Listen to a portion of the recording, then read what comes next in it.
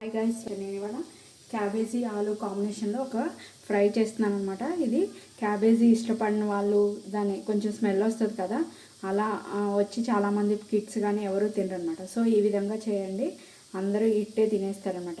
ఇప్పుడు ప్రాసెస్లోకి వెళ్ళిపోదాం. ఫస్ట్ ఒక కళాయి పెట్టేసుకున్నాను, గ్యాస్ వెలిగించుకుందాం. క్విక్ అండ్ ఈజీ అనమాట, చాలా తొందరగా కూడా చేసేసుకోవచ్చు. ఒక 5 to 6 స్పూన్స్ ఆయిల్ అయితే యాడ్ చేసుకోవాలి. ఇందులో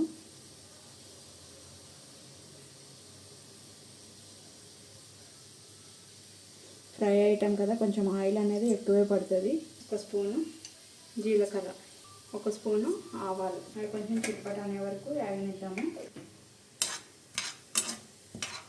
ఆవాలు జీలకర్ర వేగిపోయినాయి అనమాట. ఇప్పుడు ఇందులో ఒక మీడియం సైజు ఆనియన్ చిన్న ముక్కలుగా కట్ చేసుకుని అది యాడ్ చేసుకోవాలి.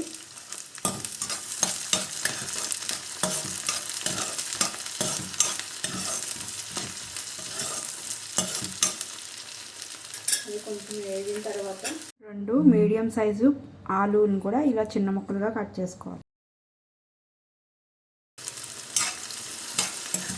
వేసుకొని ఫ్రై చేసుకుని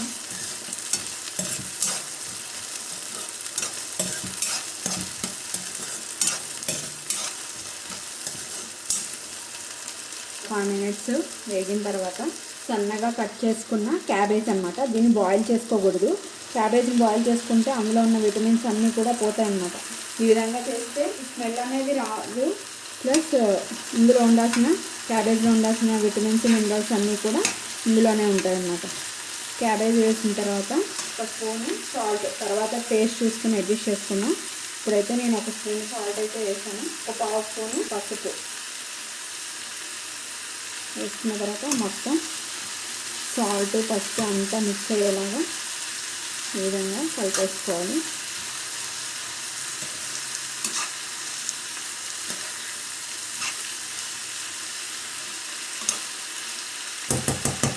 ఇప్పుడు గ్యాస్ అన్నది మీడియంలోకి అడ్జస్ట్ చేసుకొని మూత పెట్టేసుకున్నాం.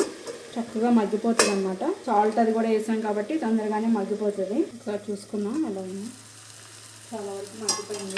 ఇప్పుడు ఇందులో ఒక స్పూను అల్లం వెల్లుల్లి పేస్ట్ వేసుకొని కొంచెం కలిసేలాగా కలుపుకొని మళ్ళీ మూత పెట్టుకొని మళ్ళీ ఒక 10 minutes అయితే దీన్ని మగ్గనిద్దాము.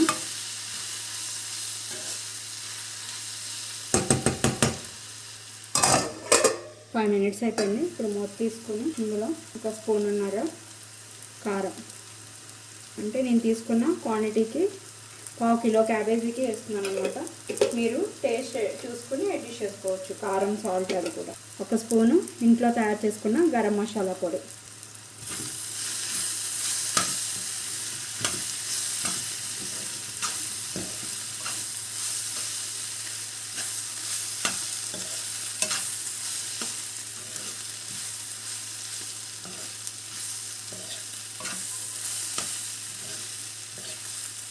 నీట్గా కలిపేసుకున్న తర్వాత మళ్ళీ మూత పెట్టుకొని ఒక 10 minutes దీన్ని మగ్గనిద్దాము.